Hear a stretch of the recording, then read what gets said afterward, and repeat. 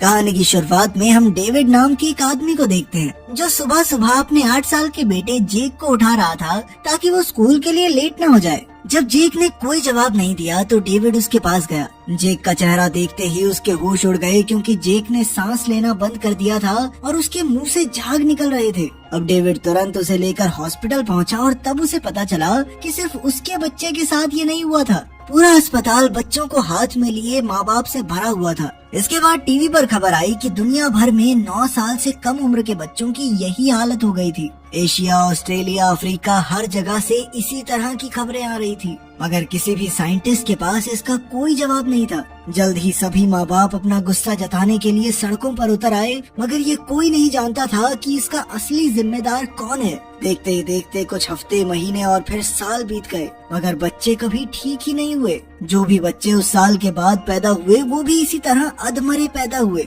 जिस वजह से पूरी इंसान प्रजाति के खत्म होने का खतरा बन गया। इसके बाद इन बीमार बच्चों के इलाज के लिए और माँ बाप को और बच्चे पैदा करने से रोकने के लिए कई सारे कानून बनाए गए, जिस वजह से दुनिया भर में दंगे फसाद होने लगे। इधर ये बच्चे तभी हिलते थे जब उन्हें दिन में 2 बार एक ही वक्त पर दौरे पड़ते थे। विज्ञान के पास इन दौरों का कोई जवाब नहीं था और देखते ही देखते 10 साल बीत गए। 8 साल का जेक अब 18 साल का हो गया था, पर उसके अंदर जान नहीं थी। डेविड ने अब तक उसे खिला पिलाकर स्वस्थ रखा था, पर वो भी अब बाकी माँ बाप की तरह बच्चों के ठीक होने की उम्मीद तो छोड़ ही चुका था। डेविड के शहर में बचे हुए बच्चों का स्कूल खत्म होने के बाद स्कूल बंद कर दिया गया और जिम को बीमार बच्चों के लिए हॉस्पिटल बनाया गया। यहाँ की हेड डॉक्टर जीन नाम की लड़की थी। इसके बाद हम जीन के एक्स हस्बैंड टॉम को देखते हैं, जो कुछ साल पहले एक आदमी को मारने के जुर्म में जेल चला गया था। इस घटना के बाद उसकी पूरी जिंदगी बदल गई क्योंकि उसका परिवार और नौकरी दोनों ही छिन गए। खैर, अब जेल में सजा काटने के बाद टॉम रिहा हो गया था।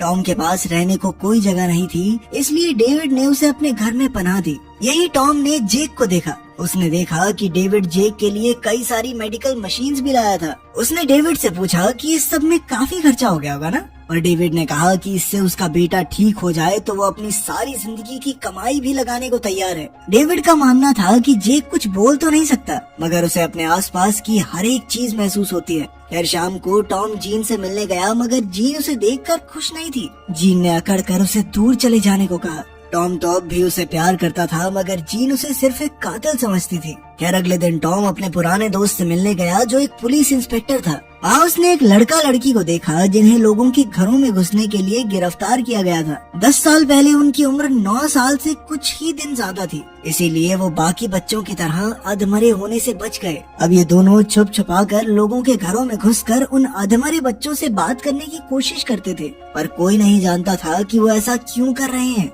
इसके बाद हम एक डॉक्टर को जिम जाते हुए देखते हैं और अचानक वो वहीं जमी रह गई क्योंकि सभी बच्चे वापस जिंदा हो गए थे और न जाने क्यों से गुस्से से घूर रहे थे। डॉक्टर को अपनी आंखों पर विश्वास ही नहीं हुआ और अचानक एक लड़की ने उस पर हमला कर दिया। वहीं दूसरी ओर रात को टॉम डेविड के घर में था। जब उसकी आंख खुली और उसने देखा कि टीवी पर इमरजेंसी घोषित कर दी गई है, वो तुरंत जेक के कमरे में गया, पर जेक तो गायब था। फिर उसने डेविड के कमरे में जाकर देखा कि डेविड का चेहरा बुरी तरह काट कर उसकी हत्या कर दी गई थी। अभी अचानक जेक ने पीछे से टॉम पर हमला कर दिया। वो जेक के हाथों मरने ही वाला था कि तभी जीन के भाई सैम ने ऐन वक्त पर वहाँ आकर उसकी जान बचाई। सैम ने जेक के सर पर लोहे की रॉड से वार करके उसे खिड़की से नीचे फेंक दिया। फिर सैम ने टॉम को बताया कि पूरे शहर के बच्चे जाग चुके हैं और उनका एक ही मकसद है सभी बड़े इंसानों की जान लेना। ये कोई नहीं जानता था कि वो ऐसा क्यों कर रहे हैं और चारों ओर दहशत का माहौल था। तभी उन्हें याद आया कि जीन रात को जिम में बच्चों की देखभाल कर रही थी, इसीलिए वो तुरंत उसे बचाने दौड़े और अचानक जेक ने फिर से उन पर हमला कर दिया। उन्होंने जैसे तैसे जेक को बेहोश किया और गाड़ी से स्कूल पहुँचे। वहाँ उन्हें एक नर्स की लाश मिली जिसका चेहरा बुरी तरह मुड़ा हुआ था। अब वो जीन को ढूंढ रहे थे कि अचानक कई बच्चों ने उन पर हमला कर दिया। बच्चे बार बार उनका चेहरा पकड़ने की कोशिश कर रहे थे, लेकिन तभी पुलिस स्टेशन वाले लड़का लड़की ने उनकी जान बचाई। उनका नाम था किप और क्लेयर। असल में बाकी बच्चों को लगता था कि किप और क्लेयर भी उनके साथी हैं, इसीलिए उन पर किसी ने हमला नहीं किया। अब टॉम ने उन्हें शहर से भाग जाने को कहा और सैम के साथ जीन को ढूंढने लगा। तभी अचानक सामने से उन्हें पागल बच्चों का झुंड आता हुआ दिखा, पर वो तुरंत ही एक कमरे में घुस गए। वहाँ उन्हें 8 लोग मिले जो बच्चों से बचकर छिपे हुए थे। उन्होंने टॉम को बताया कि जीन वेंट के जरिए जख्मी लोगों के लिए दवाई लेने गई है, जिसके बाद टॉम भी तुरंत वेंट में घुस गया। कुछ मिनटों बाद सैम को दरवाजा खटखटाने की आवाज आई, इसीलिए उसने बचे हुए लोगों को लॉन्ड्री पाइप के जरिए नीचे जाने को कहा।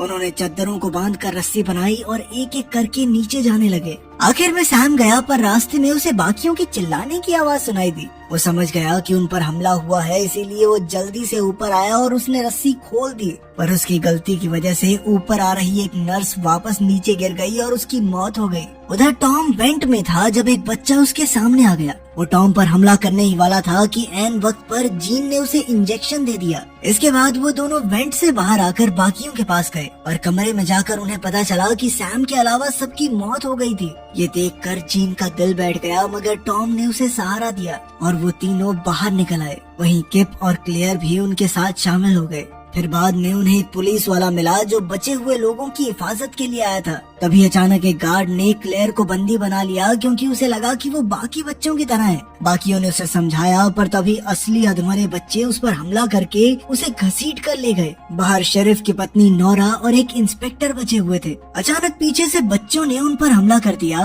पर टॉम और उसके साथियों ने ऐन वक्त पर आकर उन्हें बचाया। इसी बीच क्लेयर बच्चों में ही गुम हो गई और बाकी सब उसे छोड़कर चले गए। किप को उसकी बहुत चिंता हो रही थी, पर उसे विश्वास भी था कि बच्चों को उसकी असलियत का पता नहीं चलेगा। इसके बाद उनका ग्रुप एक चर्च में रुका, जहां जीन ने सैम की जख्मी टांग पर पट्टी की। फिर बाकी सब एक सुरक्षित कमरे में थे कि टॉम चर्च की छानबीन करने निकला। इसी दौरान एक लड़की ने उस पर हमला कर दिया। तभी शेरिफ दौड़कर वहां आया और उसने देखा कि ये लड़की उसकी ही बेटी थी। उसकी पत्नी नोरा अपनी बेटी की यह हालत देखकर रोने लगी, इसीलिए उन्होंने लड़की को मारने की बजाय रेलिंग से बांध दिया। उधर किप को एक पादरी की डायरी मिली, जिसमें उसने अपने अजीबोगरीब सपनों के बारे में लिखा था। कुछ घंटों बाद उन्होंने देखा कि उसी पादरी को बाहर बच्चों ने घेर लिया था। उन्होंने पादरी को जमीन पर पकड़ कर रखा और फिर एक बच्चे ने उसके चेहरे पर हाथ रखकर उसकी जान ले ली। मरने से पहले पादरी ने कहा कि वो तैयार नहीं है। इधर किप ने ये डायरी टॉम को दिखाई और उसे आखिरी पन्ना पढ़ने को कहा। उसमें पादरी ने अपनी मौत के बारे में लिखा था कि बच्चों ने उसके चेहरे से उसकी आत्मा निकाल ली थी। उसने ये भी लिखा था कि ये बच्चे तुम्हारे साथ वैसा ही करेंगे जैसा तुम इनके साथ करोगे। टॉम को इसका असली मतलब समझ नहीं आया, मगर आगे के लिए उसने ये पन्ना संभाल कर रखा। उधर नोरा ने अपनी बेटी को रोते हुए देखा तो उसे लगा कि वो ठीक हो गई है, इसीलिए उसने अपनी बेटी की रस्सियां खोल दी, मगर उसी बेटी ने एक ही झटके में उसे मौत के घाट उतार दिया। जब शेरिफ वहां पहुंचा तो उसे लगा मानो उसकी तो दुनिया ही खत्म हो गई है, इसीलिए उसने पहले अपनी बेटी को गोली मारी और फिर खुद मारा गया। फिर अगली सुबह हम देखते हैं कि क्लेयर अब भी जिंदा थी और जब वो अपने घर पहुंची तो उसे अपनी माँ की लाश खून में लिपटी हुई मिली। वहीं दूसरी ओर टॉम और उसके साथियों को पास ही में आर्मी बेस होने की खबर मिली और उन्हें लगा कि वहां पहुंचकर ही वो सुरक्षित रह सकते हैं। उन्होंने अपना सामान बांधा और बाहर निकले, मगर उनकी गाड़ी खराब थी। असल में बच्चे अब गाड़ियों के इंजन को खराब करना भी सीख गए थे और उन्होंने मोहल्ले की सारी गाड़ियां ऐसे ही खराब कर दी थी।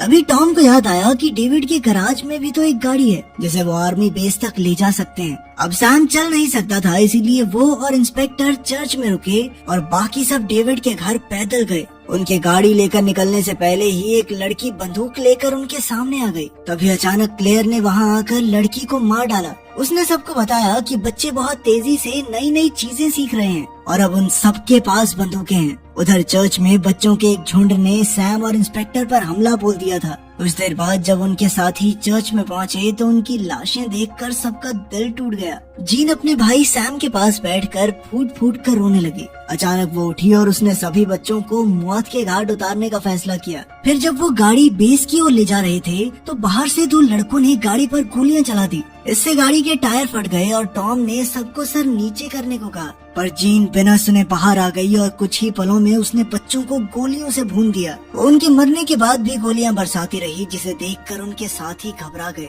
अब जीन की गोलियां खत्म हो गई थी, इसलिए उसने पुलिस स्टेशन जाकर और गोलियां लाने का फैसला किया, पर टॉम ने उसे समझाया कि अब और गोलियों की जरूरत नहीं है। लेकिन जीन अड़ी रही और अकेली पुलिस स्टेशन की ओर निकल गई। जल्द ही क्लिप और क्लेयर भी उसके पीछे चले गए और अब टॉम अकेला रह गया था। वो अकेला आर्मी बेस की ओर चलने लगा, पर फिर रास्ते में बैठकर उसने पादरी का लिखा हुआ वो कागज दोबारा पढ़ा। उसे समझ आया कि ये बच्चे लोगों की आत्मा छीन रहे हैं, पर इनको रोकना कैसे है ये तरीका यहाँ नहीं लिखा था। उधर पुलिस स्टेशन में जीन और उसके साथियों ने देखा कि कई बच्चे हथियार इकट्ठा कर रहे थे। तब क्लेयर ने अंदर जाकर बंदूकें चुराने का फैसला किया, क्योंकि बच्चे उसे अपने जैसा समझते थे। जीन और किप दूसरे कमरे में उसका इंतजार कर रहे थे कि अचानक उन्हें गोलियां चलने की आवाज आई। किप दौड़कर क्लेयर के पास गया तो उसे पता चला कि क्लेयर को गोली लगी थी। किप ने उस पर गोली चलाने वाले को मार डाला, पर बदले में एक लड़की ने उसे भी गोली मार दी। आखिरकार किप और क्लेयर हाथों में हाथ लिए मारे गए। कुछ देर बाद टॉम पुलिस स्टेशन पहुंचा तो उसने देखा कि जीन पागल हो चुकी थी। उसे कुछ समझ नहीं आ रहा था, क्योंकि उसे लग रहा था कि बच्चों ने उसे चारों ओर से घेर लिया है। खैर टॉम ने जैसे तैसे उसे समझाया और उसे लेकर बाहर आ गया। जल्द ही बच्चों ने उन्हें घेर लिया तो टॉम ने जीन को नीचे बैठाकर अपनी जिंदगी के सबसे हसीन पल याद करने को कहा। इसके बाद वो एक बच्चे के पास गया और उसे कहा कि मैं तैयार हूँ। असल में टॉम समझ गया कि ये बच्चे उन्हें वही महसूस करवाते हैं जो वो उन्हें करवाएंगे। जब तुम इन्हें देखकर डर और गुस्से की भावना पैदा करोगे तो ये तुम्हारे साथ भी वैसा ही करेंगे। कुछ पलों बाद जब जीन ने आंखें खोली तो वो एकदम अकेली थी। आखिर में हम देखते हैं कि वो अपने घर के बाहर बैठी हुई उस पादरी का लिखा हुआ कागज पढ़ रही थी। तभी उसने देखा कि बच्चों ने उसके घर को घेर लिया था, और इस बार वो बिना डरे दरवाजा खोलकर अंदर चली गई, क्योंकि अगर वो उन पर विश्वास करेगी तो बच्चे भी उस पर विश्वास करेंगे। लेकिन तुम गलती से किसी के झूठे प्यार के वादों पे विश्वास मत कर लेना। सब्सक्राइबर हो यार तुम मेरे, चिंता है मुझे तुम्हारी।